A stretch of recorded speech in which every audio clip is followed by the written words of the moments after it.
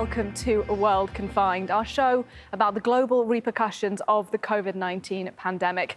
For this episode, we're at Terminal 2E, Paris Charles de Gaulle, because nowhere symbolises quite how our world has come to a standstill like an airport. Normally, hundreds of thousands of people are rushing through these halls every day. But right now, here at Europe's second biggest hub, foot traffic is down 99%. And that remaining 1%, it's mostly French nationals returning home. How can the aviation industry survive this global shutdown?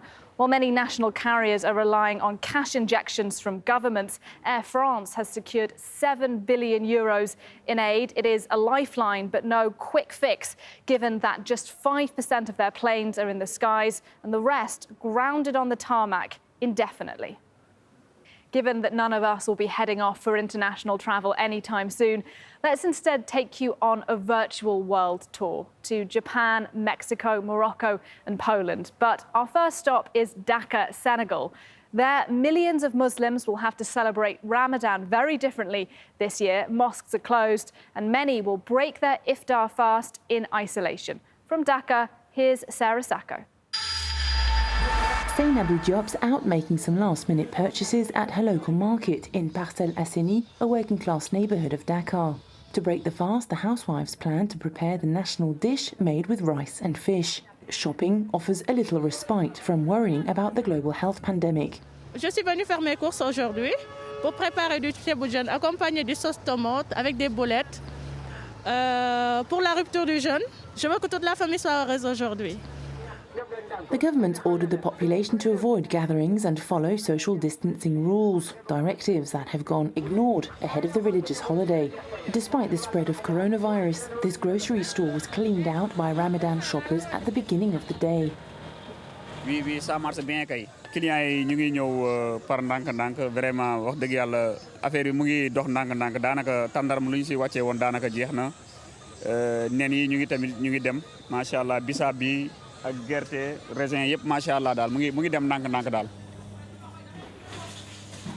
Just before sunset, Seynabou is at home preparing the family's iftar meal. This year they'll celebrate just amongst themselves due to the curfew. À cause de la pandémie, on a arrêté les invitations, les contacts, les va-et-vient. On a tout arrêté parce qu'on n'a pas le choix. Ouais, mais c'est obligatoire. No gatherings mean no collective prayers either. The doors of the Great Mosque of Dakar will remain closed, a decision taken by the Association of Imams of the country. Nous avons un pincement au cœur parce que quand la mosquée est vide, ça n'a plus de sens. Senegal's religious leaders stood their ground and resisted the pressure from some faithful who wanted to reopen the mosque during Ramadan. Mon message aux fidèles, c'est de respecter les gestes barrières qui nous sont recommandés par les techniciens de la santé et de garder notre sérénité en faisant des prières d'invocation à Dieu pour que cette maladie nous quitte et que nous puissions reprendre nos bonnes habitudes et nos bonnes façons de faire. The nationwide curfew and ban on public gatherings will remain in force until further notice. Some 2,000 kilometres northeast of Dakar, the Moroccan government has taken aggressive steps to fight COVID-19. Businesses were closed almost as soon as the outbreak was detected. Masks are mandatory in public places, and medics are treating those infected with chloroquine. Are those measures working? Jean-Marie Lemaire and Josh Vardy have been finding out. Morocco started preparing just a few days after its first death linked to COVID-19. The country moved quickly to seal its borders and confine its people. Schools, religious spaces and non-essential shops were all closed. Wearing a mask became obligatory. Les mesures ont été prises premièrement pour protéger la population, pour qu'ils ne soient pas en contact avec d'éventuels ou potentiels contaminateurs, d'une part, et d'autre part, pour donner la possibilité aux services de santé de se préparer correctement et de monter en puissance en cas d'augmentation du nombre de cas. To avoid saturating the hospitals, the health minister opted to rely on treatment with chloroquine, which is administered as soon as symptoms start showing. The government quickly built up a stock of this locally produced medication. Il fallait prendre des décisions. Il n'y a pas de traitement. Donc, on fait appel à des produits qui existent déjà sur le marché, des produits qui sont connus. Bien sûr, je ne dis pas que la chloroquine n'a pas d'effets indésirables. Il y a des effets indésirables, mais c'est des effets indésirables qui sont connus, qu'on peut gérer. Et puis on va voir, parce que nous n'avons pas le temps de faire, des recherches qui répondent à une rigueur scientifique. To supply the population, the government has ordered manufacturers to produce masks. The aim is for 5 million units a day to be sold at grocery shops at the equivalent of 7 euro cents. Faced with the crisis, Moroccans are rolling up their sleeves and doubling their efforts. Ils sont confinés ici, ils dorment ici 24 heures sur 24 et ils mettent leur vie, leur effort pour réussir. Et chaque jour, ils sont en train d'innover la meilleure méthode pour qu'on puisse produire encore plus. And to go further in its fight against the epidemic, Morocco has decided to extend the confinement for another month until May the 20th. There may be fewer planes in the sky, but drones are still in use, and they're being used now with increased creativity. In Mexico, for example, drones that are normally used to spread pesticide over farmlands are now being used to clean our streets and tell people to stay home.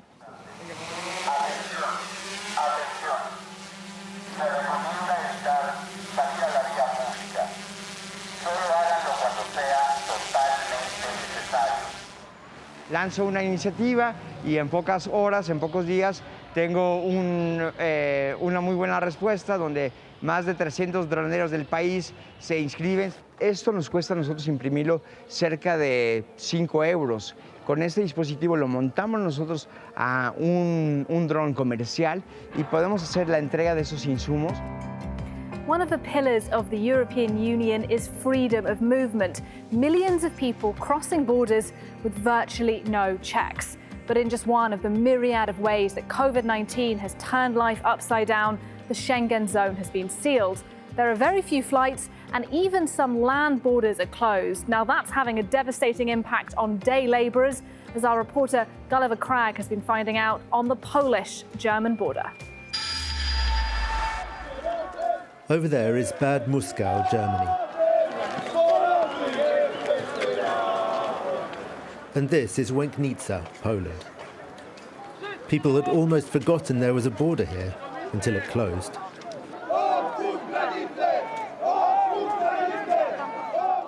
Maria worked in a car parts factory in Germany. To jest ten most, przez który codziennie od poniedziałku do piątku przejeżdżamy i wracamy z powrotem do domu. A od ponad 1,5 miesiąca już siedzimy zamknięci w domu, nie możemy dojechać do pracy. Na początku stałem, że pół roku mogę siedzieć w domu, ale to się zmieniło w ciągu 2 miesięcy, że już po prostu tak jakby przymusowo muszę wracać do pracy, bo inaczej ją stracę. Jeżeli granica nie zostanie otwarta, to nie będę mógł wracać do domu, bo ja idę w kwarantannę oczywiście, nie? Some Polish workers opted to stay on the German side and keep their jobs, leaving children with friends or relatives.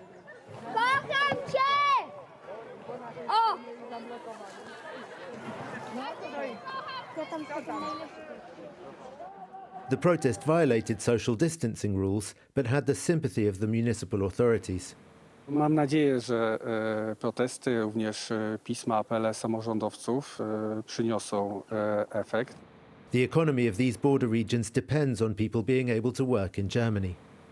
For Maria, a single mother of 2, getting a job in Poland is no solution. Że mnie nie będzie na to stać. Także same rachunki to jest koszt ponad 4000 złotych.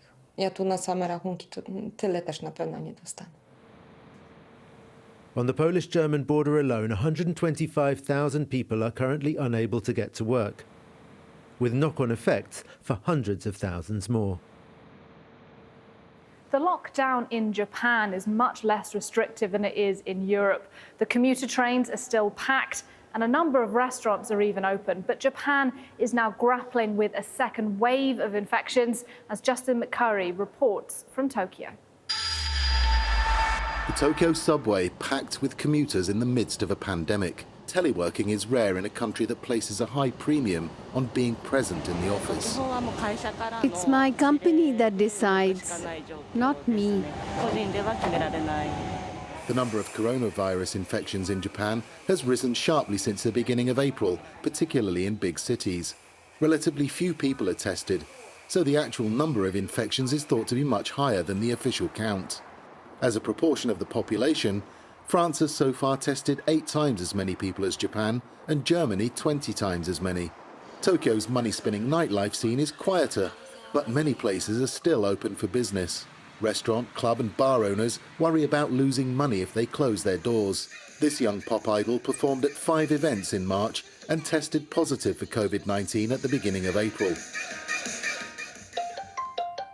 The 27-year-old is now in hospital.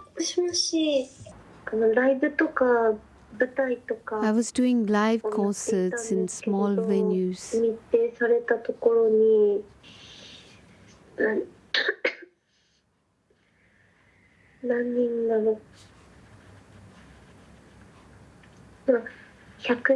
There were about 100 people packed into a hall at one concert, and afterwards I shook hands with several fans, and we chatted at a close distance.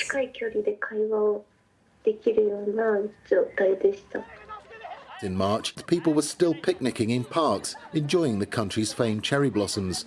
But those carefree days are over.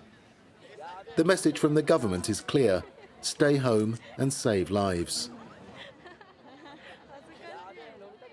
That's it for this week's episode. And given that we've seen how humans are retreating from our skies and our city centres, let's leave you with some images of animals who are, in the odd location, taking our place. Thanks for watching.